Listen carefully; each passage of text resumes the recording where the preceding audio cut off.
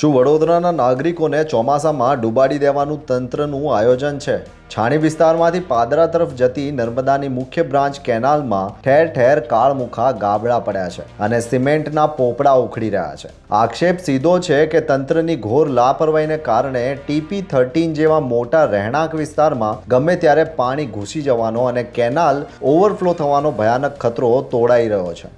આ ઈંધણ બચાવવા માટે થઈને જે આપણી તમામ નાની નાની કચેરીઓ છે એના વિભાગો પણ વ્યવસ્થિત રીતે એક દિવસની અંદર અરજદારનું કામ કઈ રીતે પતે અને એમને વારંવાર ધક્કા ના ખાવા પડે એનાથી પણ ઈંધણની ઘણી બધી બચત થશે, અરજદારોના સમયની પણ બચત થશે. એ માટે પણ વિશેષ સૂચના આપવામાં આવી છે. અને જેટલી પણ આંગણવાડીઓ મારા લોકસભા વિસ્તારની અંદર કે જે અત્યારે ભાડાના મકાનમાં ચાલતી હોય એમને અલાયદું મકાન મળે, ક્યાંય જમીનનો પ્રશ્ન હોય તો એ પ્રશ્ન સોલ્વ થાય એના માટેની પણ રજૂઆત કરવામાં આવી છે.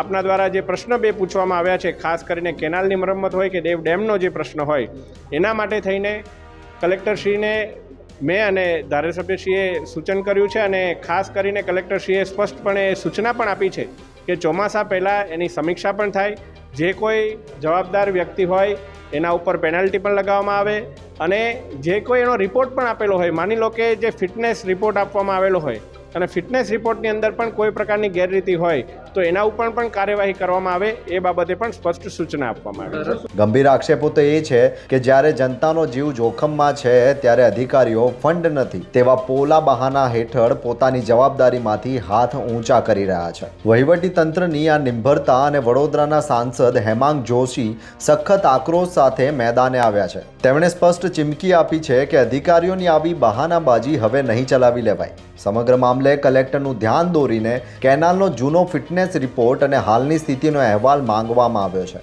જનતા પૂછી રહી છે, શું કોઈ મોટી દુર્ઘટના સર્જાયા પછી જ આ કુંભકર્ણ નિંદ્રામાં સૂતેલું તંત્ર જાગશે? અત્યારે આ જકાતનાકા TP13માંથી વહેતી નર્મદા કેનલ છે અને એ કેનલની અંદર જે તમે આપણે જોઈ રહ્યા છે કે મોટા મોટા ગાબડા પડેલા છે.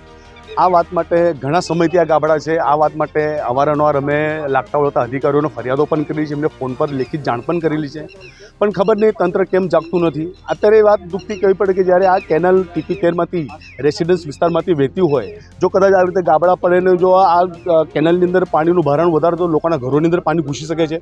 એટલે સૌથી પહેલાં તો આ બે જવાબદાર જે પણ અધિકારી છે એને વહેલામાં વહેલી તકે સસ્પેન્ડ કરવામાં આવે. કેનાલના ઉખડતા પોપડા તંત્રના ભ્રષ્ટાચાર અને બેદરકારીની ચાડી ખાઈ રહ્યા છે. જોતા રહો ગુજરાત વંદન. ધન્યવાદ.